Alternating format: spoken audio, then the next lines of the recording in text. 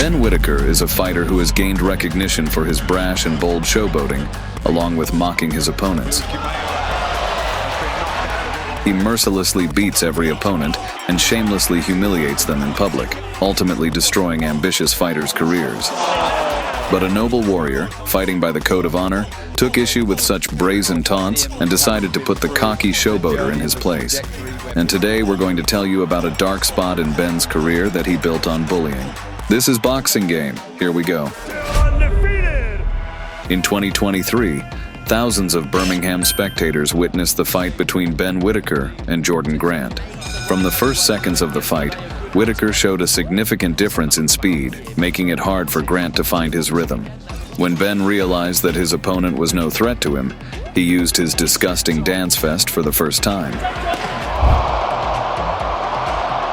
The audience witnessed the emergence of a ruthless dancing beast who had no respect for his opponent.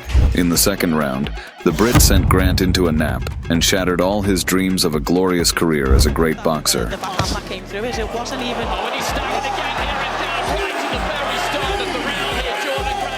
This fight became the starting point for a cocky fighter who disregarded respect and honor.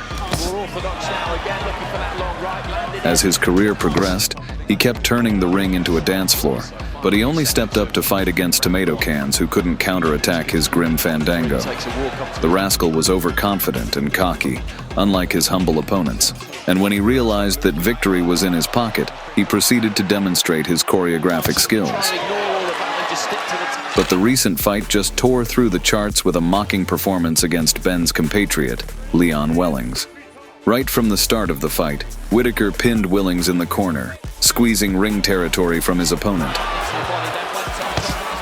And once again, he resorted to dirty taunts, and through his dance, he summoned the demons of hubris to help him secure victory. In the middle of the fight, Ben, realizing it was an easy walk for him, arrogantly turned away from his opponent and fought without even looking at him.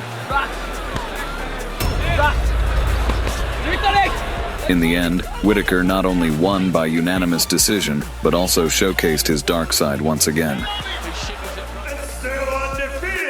The ring beneath his feet turned into a circus arena, where he was the star of the show. And even out of the ring, the arrogant scoundrel allowed himself too much, grabbing his opponents by the throat. But this didn't last long, as Liam Cameron, nicknamed Cannonball, was sent straight from the British Karma Department to face Ben. Whittaker stepped out for the fight in an Akatsuki costume. Apparently he wanted to make this fight a real pain for Cameron. Behind words, and they don't really believe in what they're saying. He truly believes that he's destined to cause a shock here. From the very first seconds of the fight, Cameron made it clear to the anime fan with a couple of blows that he wasn't interested in any cartoons and was only looking for a real showdown. Cameron, like his Hollywood namesake, began turning this fight into a Hollywood blockbuster. But Ben dodged Liam's punches like Neo dodged bullets, all the while throwing his own blows. But Liam's block was like a brick wall, withstanding 100 blows from the British showboater. Next, Cameron waited for the scumbag's fuel tank to empty before firing his cannonball, testing the cocky fighter's resilience. It seemed as if Liam had a symbiote within him, enhancing his strength and reflexes, ready to give Ben one final dance. Whittaker could no longer dance his deadly tango with his opponent and had to take things seriously. But in the brutal exchange, Cameron put on a supreme performance to ensure there was no doubt about the winner of the evening.